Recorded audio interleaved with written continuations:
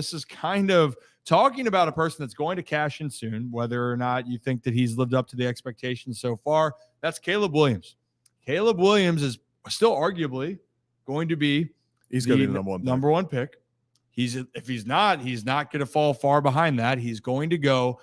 But recently we saw there was a video that circulated of him pouring out his emotion after a loss, jumped into the stands. I believe it was his mom. Yeah. Lambo leaped into his mom's arms to cry. After a tough game against Washington. See, I see you guys are not very compassionate about this situation. I think it's a funny situation. Like, I'm on the side of, like, this doesn't impact his – people say this is impacting draft stock.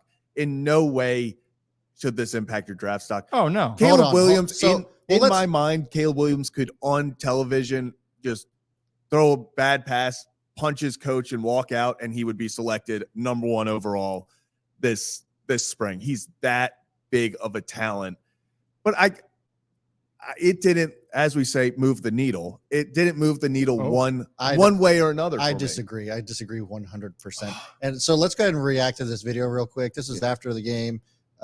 You can see, obviously, he's consoling, and then like his mom covers it up because nobody wants to see him bawling his eyes out. And then he's literally sobbing. You could see his whole body shaking over this loss. And it wasn't just about this part for me. The other part of it was that he also, in the press conference, goes and tells everybody that he wants to go home and cuddle with his dog and watch some shows after this game. Now, to me, fellas, like imagine Ray Lewis saying this, or Tom Brady, or Peyton Manning. Like one of these guys, they lose a tough game, they lose the AFC Championship, some bullshit like that, and then we gather around, guys. Let's all cuddle our puppies and go watch some Hallmark movies when we go home. Like that's a real way to rally the troops, guys. That's true leadership. Everybody wants to follow that guy. That's what happened in the Panthers, probably. Him and Bryce are buddies. Well, clearly,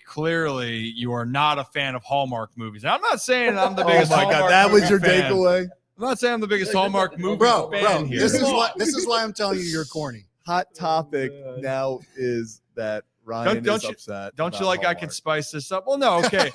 Yeah, you know what? I there's a method to my madness sometimes. But anyway, Hallmark movies, I'll say I'm going to have to live with them, whether Jamie's obsessed with them at home. We're already decked out in Christmas stuff. We'll save that for a different time. But for Caleb Williams in general, look, first off, I love cuddling my dog. He's a great pup, man. I love Ollie. No, everybody loves cuddling their dogs. That's not the But you're saying about him having that dog in it, that fierce competitor being like, screw this, I'm pissed off. That's what you're looking at. Like, with, yeah.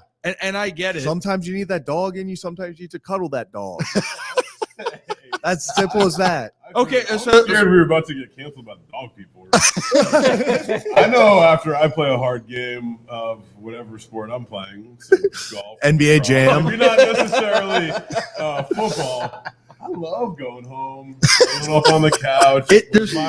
There's nothing better sometimes. Okay, but you're not a leader. You're not expected to be a leader of men, and you're no, but he's a leader of dogs. Oh, put that in. I like a leader of the wolf pack. Oh, that's my kind of guy. Okay, so asking the question here, Caleb Williams needs to hire you as his like PR guy. Yeah, after this, that'd be great. He might get a dog sponsorship. But hey, but in all seriousness, then here, let's rope it back in for a second. Quite frankly, if you're an NFL franchise, Brad, I get your point. You're saying you want that competitor where no matter what, I'm pissed off. And not this, where it's not that he was conceding to it, but he was exhausted. That was an exhausted response. Rock, if you were an NFL franchise right now, Caleb Williams is available. He's there. Is that still a guy you feel comfortable with? Unless he wants ownership of the franchise. Yeah. Like that was reported, but I don't know how true that is. Caleb Williams, stud. He is a dog. And he might not be Brad's dog of the week going forward, or dog of the day or whatever. That seems like it's off the table, but you have to factor in this. We look at these guys as just football players week in and week out. Caleb Williams is 21 years old. Yeah. I was emotional at 21 years old. I'm sure all you guys were. Rock, you're still emotional. And I am. I go home and cry myself to sleep every night. I don't have a dog, so thank you very much. And I don't watch Hallmark movies like you, Rob. So he just does it by himself in silence. Yeah, exactly. Yeah, that's just – but he's 21 years old.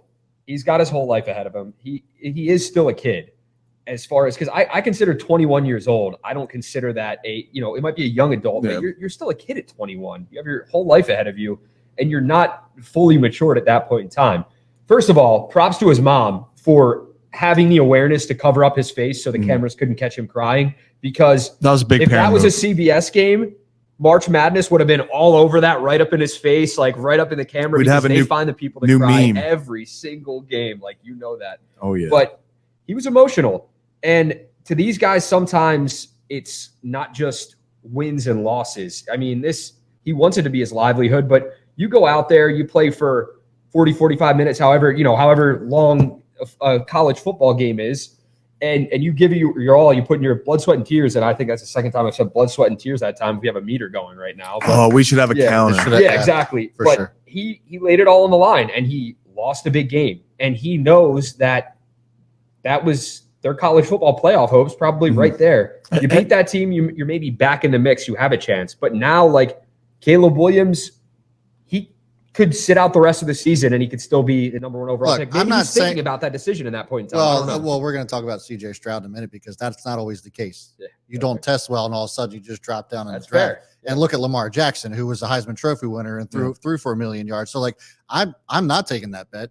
I'm not taking that and I think this could impact that. And look, I'm not saying that you can't be emotional, but the fact of the matter is that like you went up there, and it would have been one thing to be emotional and get upset, but like it was just that you ran up to your mom, and then like you got like it was just a lot. The optics aren't good, and then you're still not like holding it together when you talk to the press, and then you don't really talk about like the game. You just talk about what you're going to do when you get up. Are you thinking like from a GM standpoint right now? 100%. Okay. Because like If I'm a from a GM, Brad standpoint, you're thinking from a GM standpoint, right? So if I'm a GM and I'm thinking, okay, I want to draft this guy to lead all my men, my 53 guys, like that ain't fucking happening when you react like that. What happens when you lose? Because there's going to be bigger games to lose than this one.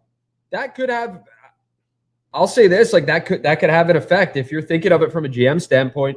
It honestly could. I'm not saying I agree with it, because quite frankly, I don't. I think he's a hell of a football player, and I think emotions aside, it doesn't matter what his emotions are. It does. He can cry. I disagree 100%. For me, I really 100%. don't think it is. After a game like that, I still think he's when you get into an NFL locker room, I feel like it's different than a college locker room, and it really is. Like you are a leader of men in an NFL locker room. You have to step up to the plate and be a leader. You have to, but those guys in the locker always. room are. So it's like college. I think that he can kind of get away with that. And, like I said, not going to knock him for it. It is what it is. It happened. And, I think the whole cuddle the dog and, watch a movie. It's like, do you want to say that in a press conference? No, but those were probably his true emotions at that point in time. That's just how he felt. I like that authenticity with it. Whether same. or not, I like the fact that he just said what he was saying, whether you like it or not. And as far as the competitor part of it, there could be a realization in his mind that, and this is how I looked at it, when something was coming to an end, and you understand this, Caleb Williams went to USC and they thought that they were going to have a chance in the college football playoff. That's done. They thought they're going to have a chance at the Pac-12 championship. Unless something happens here, that's more than likely they're going to be on the outside looking in, because Washington and Oregon are the top 2 teams in the Pac-12, which will then be the Pac-2. So there is so much emotions when you're that young. But you're right, the next level, they don't care how it's done. You better win. Yeah. So that's going to be the biggest thing. You can be as emotional as all get out. You can go and cry in the stands. You can go home and hug your dog, which is one of the best things to do, by the way. Still on top of that, Mark and I agree. If you win, everything else takes care of itself. Yeah, that's what's going to solve it at the end of the day. Quickly, let me ask you this: you've been in locker rooms, clubhouses, like at a higher level than all of us here have been in. Does that affect the way that you look at your teammate? If you are Caleb Williams' teammate and you see the emotion, him wearing his heart on his sleeve, in a positive or a negative aspect, why or why not? I think more than the negative part would be, okay, I'll do this. This will grind my gears. We're going to Ryan grind my gears for a second. So hear me out. It sounds like he's done this. Yeah, so I was going to say he might ask a question or two before. Yeah. So look, this is what gets me. I don't care what anyone wants to do if they get emotional, they get pissed off, because I'd be lying if I say I didn't get pissed off and say some things, break a bat, throw a bat, whatever it may be, and wear my emotions on my sleeve at some point. I think we all have. You're lying to yourself if you haven't. But I think my biggest thing is, what are you going to do to respond? How do you handle when shit gets tough and the moment passes? How do you rebound from that? That's really how I look at it. Yeah. Because Caleb Williams right now, if Caleb comes out after this and balls out the rest of the way, no one's ever going to think about this moment ever again at all. But the bigger thing that I looked in the locker room was when no one's watching. I know that's a cliche shit, but when no one's watching and shit's hit the fan, what are you going to do? Are you going to back down the oh, woe is me, or are you going to put your head down and go fucking work? And if you go put the work in, I got no problem with how you handle it, as long as you're respectful to your teammates and the staff and everyone around you. But you go do the work, you can go do whatever you want. Yep. Yeah, for sure. I think, when you look at a kid like this, he's so young, he's so talented, right? And, we talk about his draft stock, and people are like, oh, his arm, his throwing ability, his, the way he responds to the media, all this stuff. Like, I think the NFL is starting to realize that at the end of the day, leadership is like the number one thing. I mean, you have these guys that aren't that big, aren't that strong, aren't that fast. Maybe some are, but they're Lamar Jackson, big, strong, and fast. Let's go. 5 million. Let's go. Caleb Williams, and you might see an NFL team say, you know what, like, if this is the guy's low point right now, then we'll take him. Like, he gives a fuck. Like, he cares. Yeah. And he has his family there that is supporting him. And I think, look, they got Oregon next week. They come out, he has a good game. Even if they like lose a close one, then I think this is just like, water under the bridge, and people are like, all right, he's still the guy. Watch him bounce back. Like, that's what they're going to say is, wow, what a comeback or a bounce back for them. But for them to win the game, I'm going to have to say they're going to have to play some defense. It's not been pretty for USC whatsoever. It was funny. I was looking at the over and under at one point. The over and under was 75. Yeah, it was 76.5. I'm like, oh, that's great. And it was already like you took it or something. Yeah. I almost live bet it at 90.5, and that was like, okay, I'm not going to. And then it hit. You knew what it was. Yeah, I was gonna say, I knew. As someone who was, because I was so shocked, it was like third quarter it hit. I was like, there's no way that 70 points should be put up in 3 quarters of football. But that's the Big 12, baby. Oh yeah. Hey, this is the last thing. Hey, Rick said this. I cried when I lost championship game in rec ball, but I was 13. Hey, Rick, I had some of those moments too. I hated losing, and sometimes to the point where I'd be that emotional. I'll say this too. When I had to retire and I was figuring things out at the end, did Rip shed a tear? You're damn right I did.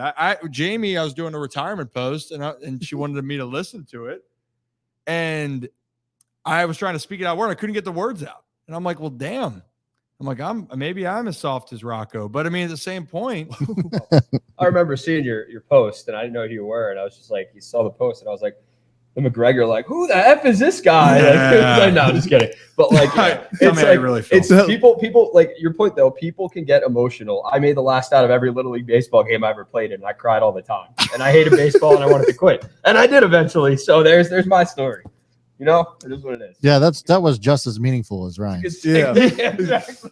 Really, I'm glad we good. all shared our stories of our triumph. The point is, things matter, man. We're human beings. You're going to be emotional, but how do you continue to move past it when everything settles back down? That's the biggest thing.